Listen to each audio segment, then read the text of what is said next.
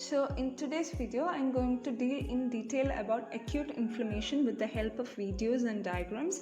Before starting, if you're new to our channel, please don't forget to subscribe this channel and don't forget to share this video and don't forget to follow us on Instagram.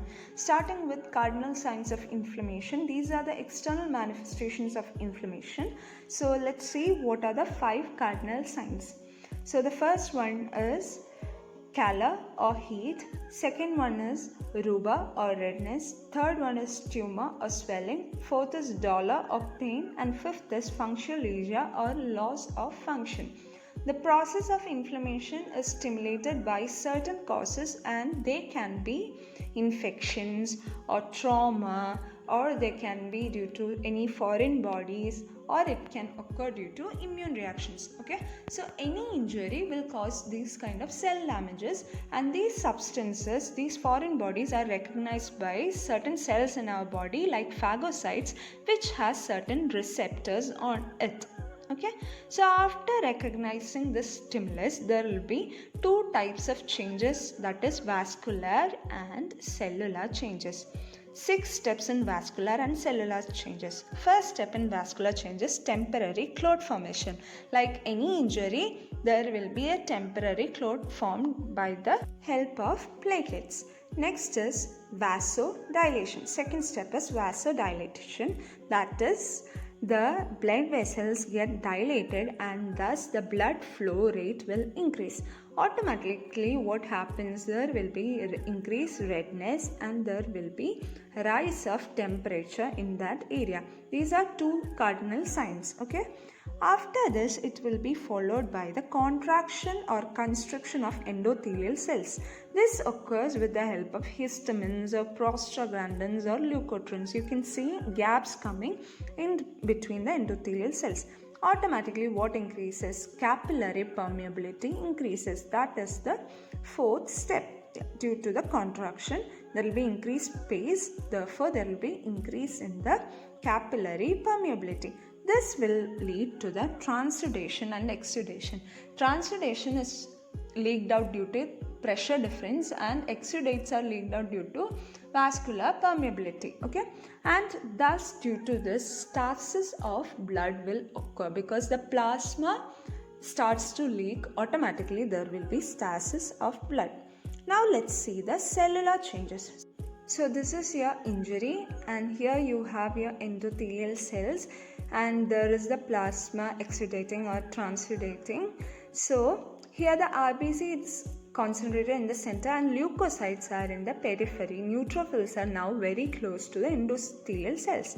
This step is the first one, that is margination. First step of cellular changes. Next, the cytokines are released by the macrophages, which cause showing up of adhesion molecules on the endothelium and leukocytes. Adhesion molecules on the endothelial cells is called as selectin. Okay, selectin. And those on neutrophils are called as sialyl Lewis protein. Okay, this start to appear due to the release of cytokines by macrophages. Okay, so sialyl Lewis protein and selectin. Automatically what happens, neutrophil binds to the selectin on endothelial cells, causing the leukocytes to slow down, and it starts step number 2, that is rolling. It starts rolling through these receptors. Next is, on sensing the changes in the endothelium by the leukocyte and endothelium, glycoprotein is expressed on the surface of leukocyte called integrin and VCAM. Okay, integrin on the leukocyte and VCAM on the endothelial cells.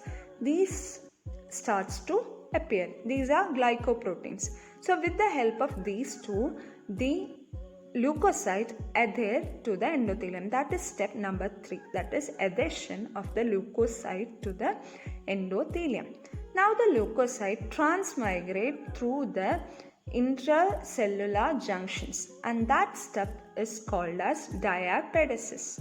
Okay, after adhering it goes out by transmigrating. Okay, you can write both, transmigration, and that step is called as diapedesis. Okay, so After that, the neutrophils and monocytes both help in repairing damaged cells. So neutrophils are the first type of cells to be released in the bloodstream. So they now migrate to the site of injury along a chemical gradient, and that is called as chemotaxis. That is the fifth step of cellular changes. Okay, they migrate to the site of injury and then they kill the microbes or the dead cells by the step, that is sixth one, that is called phagocytosis. These are the cellular changes. Okay, first one is migration, second one is rolling, third is adhesion, fourth is transmigration or diapedesis, fifth is chemotaxis, and sixth is phagocytosis. Now the questions from this whole section will be, first is definition, which you will find in your textbook. Next part is the cardinal signs of inflammation, and after that vascular changes. There are 6 vascular changes which I have explained, and there are 6 cellular changes. Hope you understood. All the very best. Thank you.